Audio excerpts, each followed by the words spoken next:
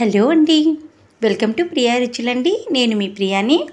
ఈరోజు మీకు చాలా టేస్టీగా ఉండేటటువంటి కాకరకాయ ఫ్రైని చేసి చూపించబోతున్నానండి ఈ వీడియో ద్వారా. ఇదైతే చాలా టేస్టీగా ఉంటుందండి. దీనికోసం ముందుగా కాకరకాయని తీసేసుకున్నానండి. వాటిని ఈ విధంగా మనం పొట్టు తీసేసుకొని ఈ సైజు ముక్కలుగా కట్ చేసుకోవాలండి. ఇలా కట్ చేసి ఒక బౌల్లో యాడ్ చేసేసుకున్నాను. చూసారా, ఈ సైజ్ తీసుకుంటే సరిపోతుంది. ఇందులో పసుపు తర్వాత సాల్ట్ కూడా యాడ్ చేసేసుకొని ఈ విధంగా ఈ కాకరకాయ ముక్కలకి చక్కగా మనం పట్టించేసుకోవాలండి.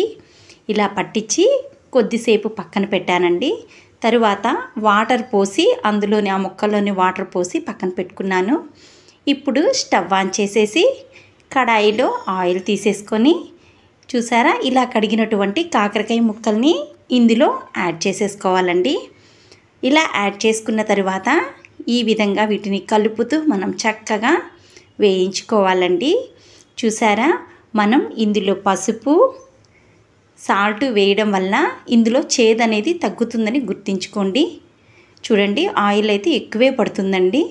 సో ఇలా కలర్ చేంజ్ అయ్యేంత వరకు వేయించుకున్న తర్వాత కచ్చాపచ్చా దంచినటువంటి వెల్లుల్లి రెమ్మలు, ఒక ఆనియన్, కరివేపాకు 3 రెమ్మలు తీసుకొని ఇలా యాడ్ చేసుకోవాలండి. గుర్తుంచుకోండి, ఫస్టే అయితే యాడ్ చేయకూడదండి. ఫస్టే యాడ్ చేసాము అంటే ఇవి బాగా వేగిపోయి టేస్ట్ అయితే అంత బాగుండదండి. సో మధ్యలో అయితే ఇలా యాడ్ చేసుకోవాలి. చూసారా, కాకరకాయ ముక్కలు అయితే పూర్తిగా వేగిపోయాయి. తరువాత రుచికి సరిపడినటువంటి కారం కూడా యాడ్ చేసేసానండి. చూడండి, ఇలా ఒకసారి అయితే మళ్ళీ మనం చక్కగా కలిపేసుకుందాము.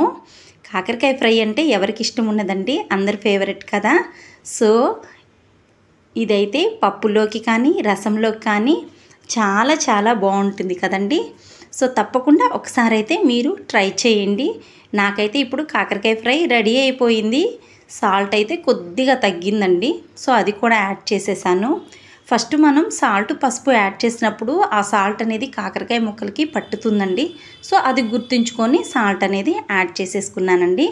చూడండి, ఇప్పుడు కరకరలాడే కాకరకాయ ఫ్రై రెడీ అయిపోయిందండి. ఇప్పుడు సర్వింగ్ బౌల్లోకి మనం తీసేసుకుందాం. చూసారా, చాలా బాగుంటుందండి.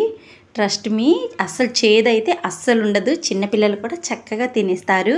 హెల్త్కి కూడా చాలా మంచిది కదండి. మీకు ఈ రెసిపీ నచ్చినట్లయితే లైక్ చేయండి, షేర్ చేయండి. ఫస్ట్ టైం నా వీడియో చూస్తున్నట్లయితే సబ్స్క్రైబ్ చేసుకోవడం అయితే మర్చిపోవద్దండి. పక్కనే ఉన్న బెల్ సింబల్ క్లిక్ చేశారంటే నోటిఫికేషన్స్ అనేటివి మీకు వచ్చేస్తాయి. చూడండి, ఎంత కలర్ఫుల్గా ఉంది కదా. చూస్తూ ఉంటేనే తినాలనిపిస్తుంది కదండి. టేస్ట్ కూడా అంతే బాగుంటుందండి.